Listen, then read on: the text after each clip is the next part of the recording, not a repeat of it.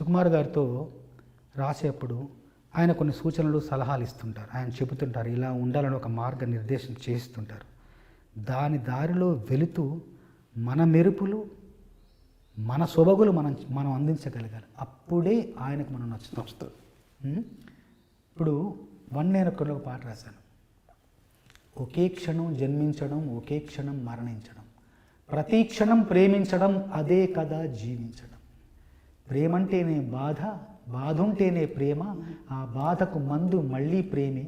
ప్రేమంటేనే వల, ప్రేమే ఒక సంఖ్యలతో స్వేచ్ఛగా ఎగరడమే.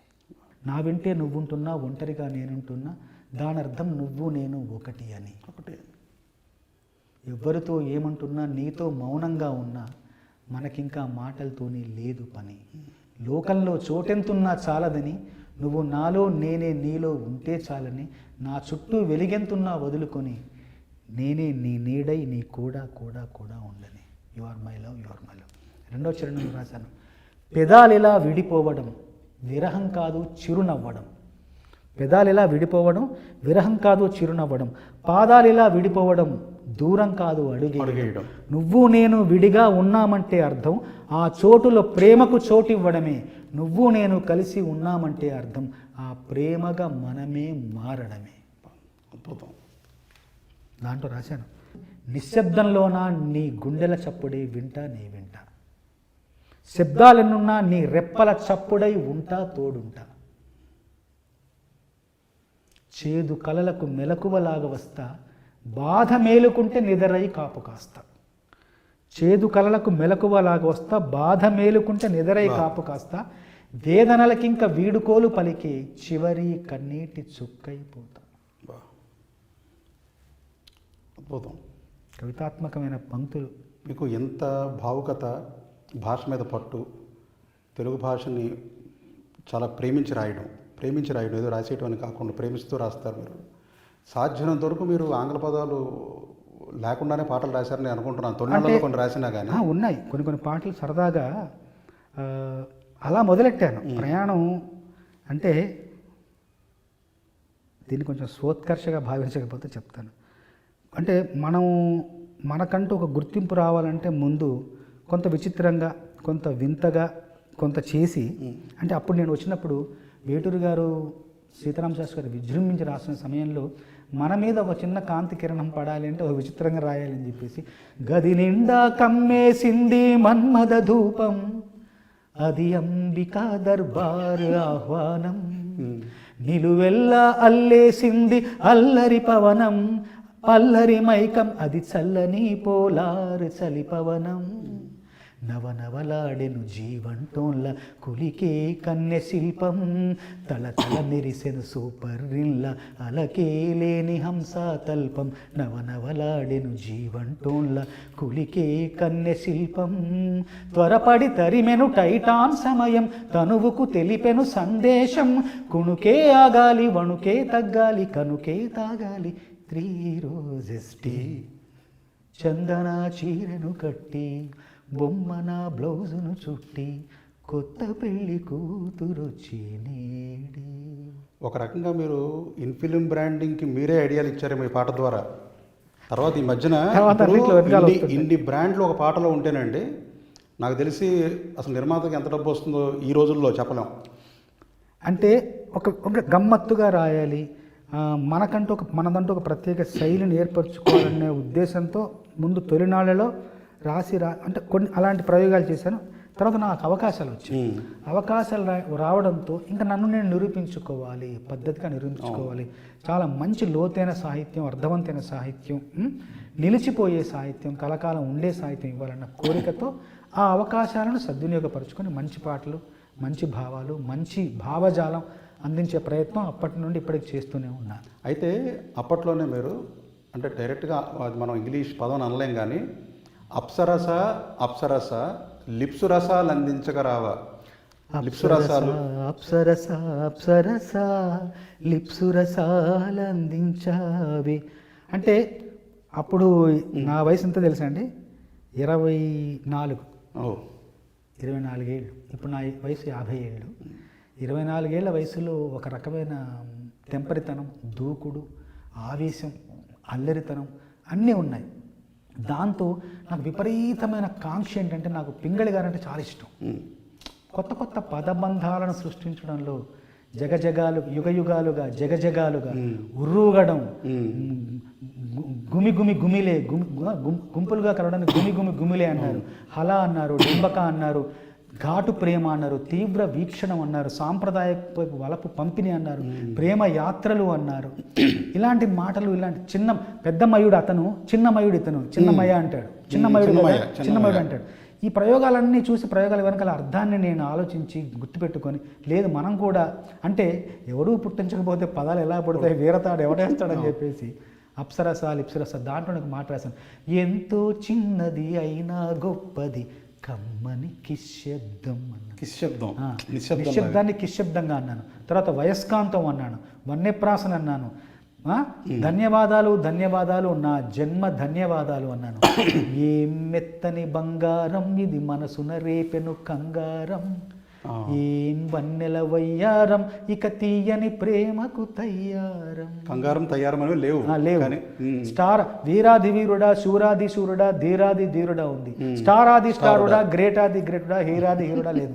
అప్పుడు స్టారాది స్టారుడా అనగానే కొంత గందరగోళం సృష్టించబడింది. గందరగోళానికి గురయ్యారు అందరూ. ఏంటయ్యా అన్నాం. తర్వాత స్టారాది స్టారుడా, గ్రేటాది గ్రేట్ అని పత్రికల్లో శీర్షికలుగా వచ్చాయి. స్టారాది స్టారుడు, గ్రేటాది గ్రేట్ అని వచ్చింది.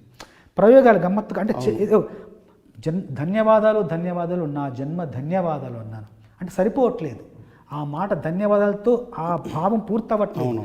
అందుకోసం భాష ఎప్పుడు అపర్యాప్త సాధనము, అసంపూర్ణ సాధనం భాష అన్నది. ఆలోచన వినీలాకాశపు పక్షి, ఆలోచన అన్నది వినీలాకాశపు పక్షి. అది మాటల పంజరంలో రెక్క విప్పుతుందో కానీ స్వేచ్ఛగా ఎగరలేదు. కొత్త మాటలు సృష్టించబడాలి. కొత్త అవసరాలు, కొత్త ఆవశ్యకతలు, కొత్త పరికరాలు, కొత్త సాంకేతికత, కొత్త విజ్ఞానం పరిఢవిల్లుతున్నప్పుడు పాత మాటలు పట్టుకొని వేలాడకూడదు. కొత్త మాటలు చేసే దమ్ము ఉంటే చేయాలి, పదబంధాలు సృష్టించాలి. ఇప్పుడు దీంట్లో కంగారం తయ్యారం అన్న పదాలు వాడినప్పుడు హరిశంకర్ గారు ఏమి నవ్వారు, సంతోషపడ్డారు, మురిసిపోయారు. భాషతో మనం ఇప్పుడు పాట అంటే క్రీడ, ఆడుకోవాలి. ఆడుకునే దమ్ము, ఆడుకునే ధైర్యం ఉంటే ఎంత దూరమైనా ఆడుకోవచ్చు. పెద్దవాళ్ళ మార్గాలు వేశారు. కేవలం చూసి సంతోషించడం, లొట్టలేసుకోవడం కాకుండా మనం కూడా చేయగలిగింది చేయాలి. దానికి భాష మీద మమకారం ఉండాలి.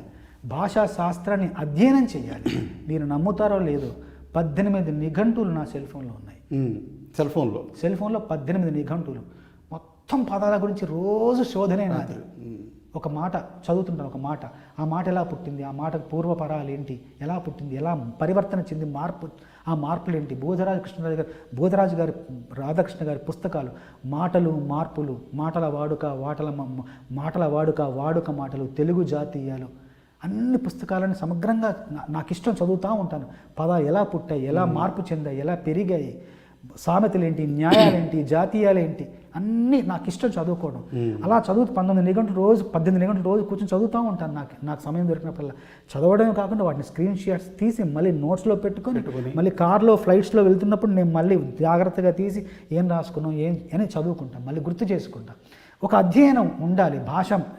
అప్పుడు పదాల ప్రయోగం, పదాల సృష్టి గురించి మనకు ఒక అవగాహన ఉంటుంది. ఎలా సృష్టించాలనేది ఒక ఇష్టం ఏర్పడుతుంది. ఆ చదివినప్పుడే గౌరవం ఉంటుంది వాటి మీద. ఇప్పుడు దాదాపుగా 3000 పేజీలకు పాటలు రాశారు. ఇందులో మీకు చాలా ఎక్కువ సమయం తీసుకున్న పాట, అంటే రాయటానికి తెమలకుండా చాలా ఎక్కువ సమయం తీసుకున్న పాట, అంటే చాలా ఉండొచ్చు కానీ కొన్ని ఉండొచ్చు, ఒక్కటి చెప్పండి చాలు. చాలా సమయం తీసుకున్న పాట గుడుంబా శంకర్ల పాట.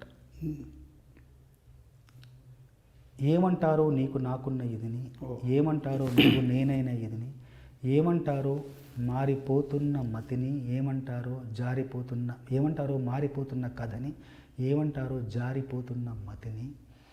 ఆ పాట చాలా రోజులు పట్టింది, 30-35 రోజులు పట్టింది నాకు. దాంట్లో చరణంలో రాశాను, ఎందుకంటే ఆ సందర్భం విచిత్రంగా ఉంటుంది, కొత్తగా ఉంటుంది. దాన్ని పాటలో చెప్పడం, ఆ పాట చెబుతున్నప్పుడు ఆ సందర్భం గుర్తు రాకుండా ఉంటూనే పాట అందంగా ఉండాలి. మళ్ళీ ఆ సందర్భానికి ఆ పాట వింటున్నప్పుడు ఆ సందర్భానికి తగినట్టుగా ఉండాలి. ఎదురుగా వెలుగుతున్న నీడని, బెదురుగా కలుగుతున్న హాయిని, తనువున తొణుకుతున్న చురుకుని, మనసున ముసురుకున్న చెమటని. ఇష్ట కష్టాలని ఇప్పుడు ఏమంటారు? అష్ట కష్టాలు. చాలని. ప్రయోగం అవసరం ఏర్పడింది. భాష అపర్యాప్త సాధనం అన్నాను. దాన్ని పట్టుకొని దాన్ని ఇంకా పూర్ణం చేయడం కోసం ఇష్ట కష్టాలని ఇప్పుడు ఏమంటారు? ఈ మోహమాటాలని మరి ఏమంటారు? మొహమాటం కాదు, మోహమాటాలని ఏమంటారు? స్వల్ప భారాలని ఇప్పుడు ఏమంటారు? సమీప దూరాలని అసలు ఏమంటారు? బా జారే నింగిని దొరలాంటి దొంగని ఏమంటారు? పాడే కొంగుని పరిమళించే రంగుని ఏమంటారు? బా జాబిలై తళుకుమన్న చుక్కని భక్తుడై ఎదుగుతున్న దేవుడై ఎదుగుతున్న భక్తుని ఏమంటారు? పాతలో కొత్తని ఏమంటారు? పోట్లాటలో శాంతిని ఏమంటారు? తప్పులో ఒప్పుని ఏమంటారు? గత జన్మలో అప్పుని ఏమంటారు? గత జన్మలో అప్పుని ఏమంటారు? ఈ పాట రాయడానికి 35 రోజులు పట్టింది. పవన్ కళ్యాణ్ గారు పిలిచి పాట రాయమన్నారు. చాలా బిజీగా ఉండేవాను నేను అప్పుడు. అన్నారు, నన్ను ఒక జోక్ చేశారు నా మీద. పవన్ గారు ఏమన్నారంటే, ఎన్ని రోజులు పడుతుందండి పాట రాయడానికి అంటే, ఒక రోజులో రాసేస్తాను సార్ అన్న. అదే ఆ ఒకరోజు ఎప్పుడు వస్తుంది అన్న. నిజంగా నాకు తెలియదు ఎప్పుడు వస్తుందో. వరుసపెట్టి రాస్తూ పోవడం తెలియదు కదా. తర్వాత అలా రాస్తున్నప్పుడు ఒక రోజు వచ్చింది, కానీ ఒక రోజులో తెమల్ల పాట 30 రోజులు పట్టింది. ఇదిగో రాస్తున్నాను, అదిగో రాస్తున్నాను, పల్లవేం సార్, చరణం ఏం సార్, మళ్ళీ రాస్తున్నాను సార్, నాకే నచ్చలేదు. ఇలా రకరకాల కారణాలతో 30 రోజుల తర్వాత తీసుకెళ్ళాను. అదృష్టం ఏంటంటే ఆ పాట లిప్ లేదు దానికి, మౌంట్ ఇలా తీసాను. దాంతో వాళ్ళు ముందు మేము తీసేస్తామని తర్వాత మీరు రాసేయండి అన్నారు. రాసిన తర్వాత తీసుకెళ్ళి చూస్తే అట్లా ఆ చిత్రీకరణకు అలాగా సరిపోయింది. అలా సరిపోయింది పాట అంతా. అంటే మనకున్న కాంక్ష అది, మనకున్న దాని మీద మక్కువ అది అలాగా ఆ పాటకి సరిపోయేలాగా అతికింది. అదొక అనుభవం అంతే. ఇవన్నీ కూడా చాలా చాలా మంచి విషయాలు, చాలా ఆసక్తికరమైన విషయాలు చెప్పారు చంద్రబోస్ గారు. నిజంగా సాహిత్యంలో ఎదటం అనేటువంటి పని మొదలు పెడితే అసలు ఒడ్డు అనేది చేరుకోవటం అసాధ్యం, దొరకదు. అందులోని 2 కవులు కూర్చుంటే. కానీ ఎక్కడో అక్కడ మనం ఆపాలి కాబట్టి ఈసారికి సమయాభావం ఉంటుంది కదా. ఈసారికి ఇక్కడతో ఆపి చంద్రబోస్ పార్ట్ 2 మళ్ళీ త్వరలో మళ్ళీ కూర్చుందాం. అంతవరకు నమస్కారం. ధన్యవాదాలు మీకు కూడా శ్రీరాశ్రీ గారు. ఎందుకంటే మనం నా జీవితానుభవాలు, నా ప్రయాణంలో ఆ మజిలీలు కానివ్వండి, ఆ అనుభూతులు, ఆ జ్ఞాపకాలన్నీ కూడా అన్నీ ఒక్కొక్కటి ఒక్కొక్క పువ్వు అనుకుంటే ఆ పువ్వులన్నీ కూడా ఒక దారానికి దారంలో పొందుపరిచి హారంగా మలచి అది శ్రోతల గళసీమలో వేసే అవకాశం నాకు ఈ కార్యక్రమం ద్వారా లభించినందుకు చాలా ఆనందంగా ఉంది. ఎందుకంటే అన్నీ మనం చెబితేనే కదా కొన్ని అర్థం తెలిసేది, అందరికి తెలియవచ్చేది. అందువల్ల ఎన్నో అనుభవాలు, ఎన్నో జ్ఞాపకాలు ఈ 28 ఏళ్ల ప్రయాణంలో ఉంటాయి. అవన్నీ కూడా మనం 2 గంటల్లో గుదిగుచ్చి వాళ్ళకి అందజేసాం. ఇలాగా ప్రేక్షకులతో నేరుగా సంభాషించే అవకాశం నాకు వచ్చినందుకు, కల్పించినందుకు, ప్రయుక్తగా మీరున్నందుకు నాకు చాలా సంతోషంగా ఉంది. ఎందుకంటే కవిత్వం తెలిసిన వ్యక్తి, కవిత్వంలో మునిగి తేలే వ్యక్తులు మాట్లాడుతుంటే, వాళ్ళతో మాట్లాడుతుంటే ఆ అనుభూతి వేరే ఉంటుంది. ఆ అనుభూతిని మీరు నాకు అందించారు. అనుభవం ఒకే క్షణం, అనుభూతి అనుక్షణం.